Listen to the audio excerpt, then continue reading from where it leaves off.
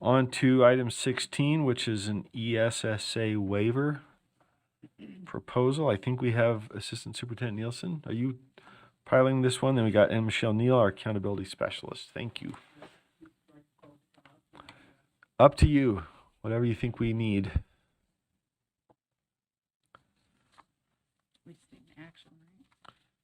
Yeah, this is an action item. I'll let you folks explain for us. Darren Nielsen, Assistant Superintendent of Student Learning for the Utah State Board of Education. With me is Ann Michelle Neal, the Accountability Specialist for the Utah State Board of Education. We're happy to be here today. This has been a long journey to get to this spot. It started with House Bill 257, which was passed last March in a legislative session. There's a piece of language in that bill that creates an expectation that the Board of Education submit a waiver to the state or to the U.S. Department of Education related to schools that have an opt-out rate of 50% of higher and excluding them from the requirement in ESSA that we have meaningful differentiation of schools to identify from all schools that are in need of additional support and substance. And so this has been a long time coming, in part because if you remember in November, the Board of Education directed staff to submit an amendment request to the existing consolidated application. We were waiting for that to fully process before we move forward with this waiver request. The details are in the backup. It's a little unusual because typically a waiver request would come from the Board of Education. You would direct staff and we would do the legwork on that and then come back to you. And this one we took the initiative that since it was in code that we would do the legwork first, bring that information to you as a board, and then seek your approval to submit that to U.S. Department of Education. Okay, I have Vice Chair Earl and Member Klein. Yeah, I'd like to make the motion that the board approves staff to submit the waiver request to the United States Department of Education. Is there a second? Second? Do you want to speak to the motion? No, just I think just through the legislative session we're asking to do this, asking for that waiver, and I do think that when we have schools that have high opt-out rates, that this is probably, if they'll allow the waiver, this is probably the more accurate or responsible thing to do. So yes. Member Klein. A couple questions. Do we know how many schools fall into this category? Yes, Chair. From 2023, we have 10 total schools that have a parental exclusion that exceeds 50%. One of those is Arizona State University, which isn't technically a school. They provide SOEP services. So we really have 9 schools. 3 of those are traditional oriented schools. The others are all online education providers. Any charters? Yes. I don't know if you want me to use their names, but there are charter schools in there as well. And I mean, do you know what they are? Who? Which ones? If you have it right there. Give me just a minute. We have the Leadership Academy of Utah, I believe is a charter school. Mountain Heights Academy is also on that list, and I believe both of those are charter schools. And then the Southwest Educational Academy, which is part of Iron District. I'm not sure if that's a charter school or not.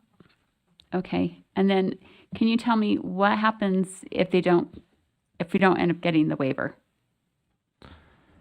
From our perspective and from the school's perspective, we would continue to operate business as usual. Of these schools, none of them are designated as CSI schools under for academic reasons. There are a couple that are identified as CSI because of low graduation rate, below 67%. Title I designation is a prerequisite for CSI designation under the federal program improvement area. These schools are not identified, especially your online schools. I don't believe we have any online schools that are designated as Title I. Okay, thank you. Member Lear. Member Klein's question.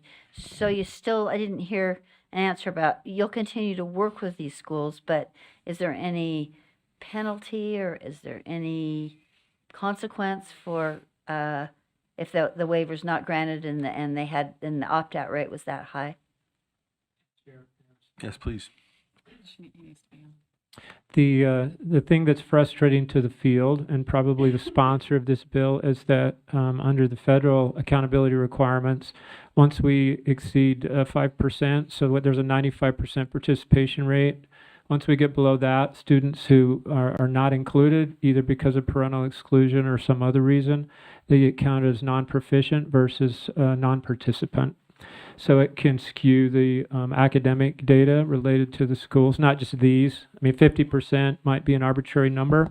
I don't know. I haven't spoken with the legislator that identified that as the target, but really outside of inside the 95%, those students then that don't participate are counted as non-proficient. You might recall last year there was a bill that removed the overall school rating and school grade from a requirement. And that does relieve some pressure, I believe, to the LEAs because we no longer publish an overall rating, which allows our community to go to your online dashboard that you've provided and look, drill in and look at the data more specifically. But it does still create some cloud, some noise in the data around non-participant versus non-proficient. So can I just repeat what I think I Sure. heard and see if that's what I'm understanding is accurate? So really, the only consequence will be the online appearance of less proficient students. Is that what you're saying? Okay. And then just another different question, short. Do you have any sense if these waivers are usually granted, sometimes granted, not usually granted? Do you have any sense of that? And maybe you don't. I won't hold you to the, to your, sure. I mean, Yep. go ahead. Thank you. Anne Michelle Neal, the Accountability Specialist for the Utah State Board of Education. Thank you for your question. The United States Department of Education typically considers waivers that states can demonstrate will have a positive impact on student achievement. That is typically their criteria for considering a waiver. We have submitted waivers in the past that have been approved. Okay, that's all I'm asking. It sounds like the waivers in the past have been approved. Waiver requests, I should say. Thank you. Vice Chair Earl? Yeah, just a couple questions. We used to have two separate measurements. We had a state measurement, right, and then the federal government measurement, because the federal government required other things. We're not doing that anymore? We have just one measurement?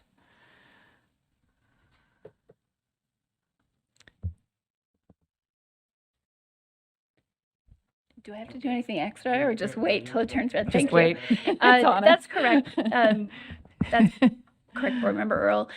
Prior to 2018, 2017, we had a state accountability system and a federal accountability system that changed with state legislation in 2017 that created a single system that we then wrote into our Utah Consolidated State Plan so that we have a unified system that serves both state and federal purposes. So so another question. Marking students that don't take the test as non-proficient is an inaccurate measurement, both impacting the state as well as districts, because we don't know if they're proficient or not. That's correct. Students who do not participate in the assessment, whether it be for parental opt-out or for other reasons that students don't take the assessment, creates an unknown about the proficiency of those students. The ESSA currently requires that for the achievement indicator or the achievement measure in the accountability system, below 95%, we count those students as non-proficient. We only apply that rule when we do the calculation for identification of comprehensive support and improvement, which is done once every 3 years. What you see on the school report card does not have that. Okay, that's what I was penalty getting at. applied. I was wondering what % of our students were marked non-proficient on our report card that comes out, but you're saying it's only for the CSI that we're using that measurement tool. That's correct. We apply that rule when we once every 3 years when we calculate the 3-year average for CSI identification. Okay, but do local districts though, like, let's pick one of these districts that were listed, or schools, sorry, it's not districts. But their numbers, would they be reflective of the non-proficient or of the students that took the assessment? On the school report card, the numbers are reflective of the students who participated in the So, assessment. okay, so it doesn't have the non-proficient of the 50% that opted out or 20% correct. or whatever. Okay, that's what I wanted to make sure. Thank you. Member Klein? Is it possible to get a breakdown like we saw with the enrollment numbers, the percentages for all the different schools of what those rates are on the opt-out for each school in the state from year to year? Yeah, in fact, we publish that on the state board's website currently, so I'm just looking at it off of the website. So under the assessment accountability section, and I can send this link forward to the board. It can be found there under resources with assessment directors and a report that we do. So you'll be able to go back. I think we go back to 2015. You'll be able to do some comparisons as well. Okay, further, sorry, Member Norton. Okay, I have to apologize. I'm going to have to spitball this a little bit because I've read a lot and I did not take notes on my questions on this. So you might have to help me a little bit. First of all, if I remember right, overall, though, our state is going up in parental inclusion in testing. Is that correct? Like a pretty decent, it's not like tenths of a percent. It was percentages. Was that right? Okay. Then the other question that I had, may I, Chair? Yes. Is that it made note, I think, that the kind of groups that had the lowest overall were online students and charter students. Was that accurate?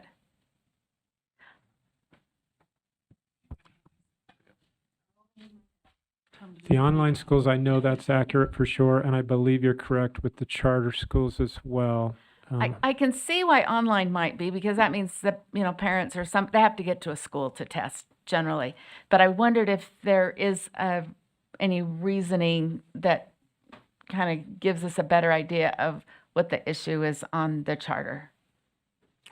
I don't have a specific answer to that. On the online, I will remind the board, and it's in the waiver application, there's a mention of this, that you as a board has authorized staff to work with our two large summative assessment vendors, and we're going forward with providing remote summative test administration options this school year as another effort to try to support the parents who participate and students who participate in online schools who, if the reason they're not participating in testing is because of the burden that it creates.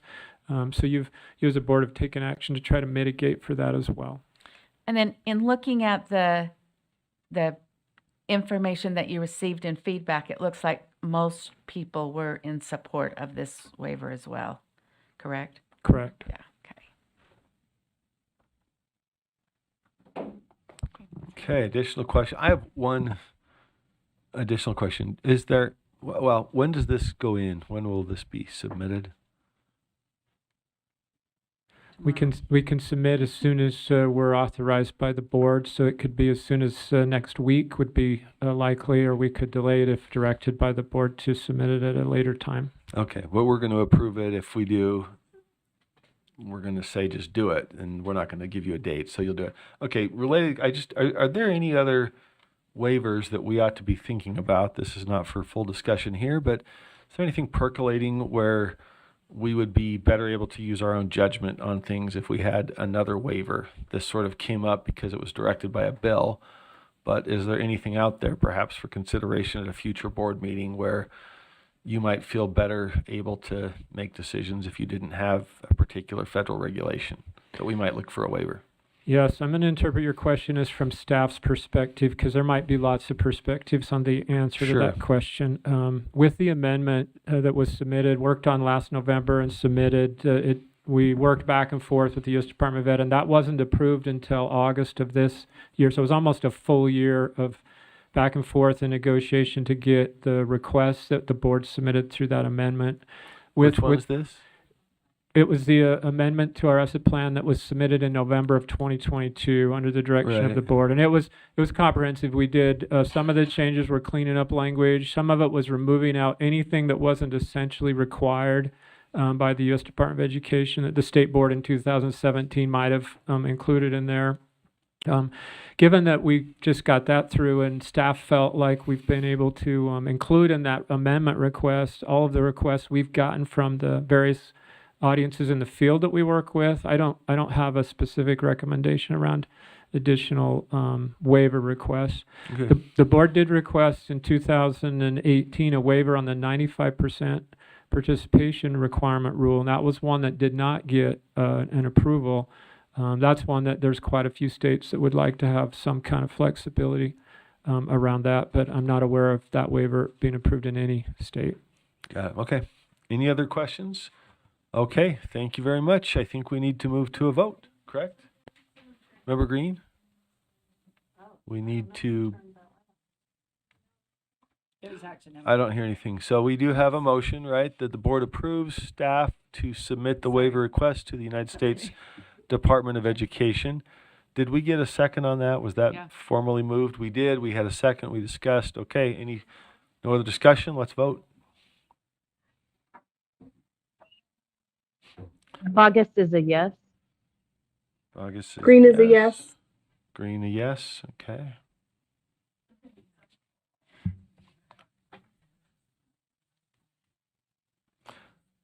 Thank you, Darren and Ann Michelle. And I think that's everybody. We're missing member Booth, so that's unanimous in the affirmative. That motion passes. Thank you very much.